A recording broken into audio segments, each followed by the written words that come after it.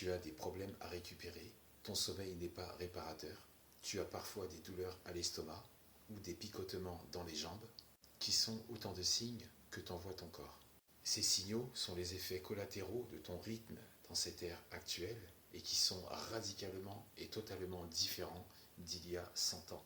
Les boissons aux fruits ou les boissons à base de concentré de fruits sont encore plus sucrées, modifiées, avec des additifs ou des conservateurs encore plus sophistiqués que ton organisme ne reconnaît pas ou a des difficultés à digérer.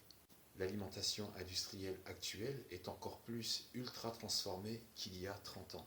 Et aujourd'hui, on aperçoit des risques conséquents de maladies chroniques qui ne cessent d'augmenter.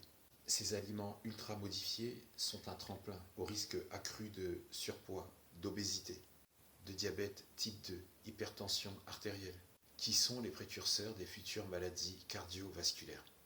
Mais tu as beau faire attention, tu adoptes une alimentation riche en aliments simples, bruts et nutritifs, des fruits, des légumes et des protéines maigres pour fournir à ton corps des nutriments essentiels. Mais tu veux retrouver l'équilibre, repartir à zéro et te débarrasser des différents maux qui perturbent ton organisme. Il y a plusieurs étapes qui deviendront peut-être pour toi des habitudes. Je ne vais pas toutes les citer, mais plutôt aborder celles qui sont les plus douces, les plus naturelles, et surtout les plus simples et les plus faciles à adopter. En parler, c'est bien, mais ce qui sera intéressant, c'est d'expliquer pourquoi telle méthode, pourquoi telle habitude alimentaire, pourquoi celle-ci et pas une autre. Comme 1. L'hydratation optimale, qui est fondamentale, l'eau étant un élément vital. 2. Le lavement.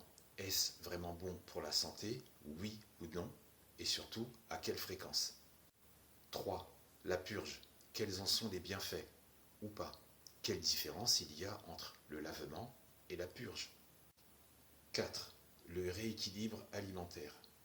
La compatibilité alimentaire et les associations alimentaires douteuses. 5.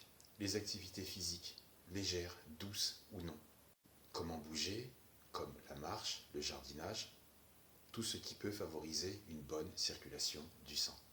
Et en 6, si le lavement et la purge ne t'intéressent pas, quels seraient les aliments qui peuvent nettoyer l'intestin naturellement? Donc prochainement, une vidéo pour chacune des étapes qui viennent d'être citées.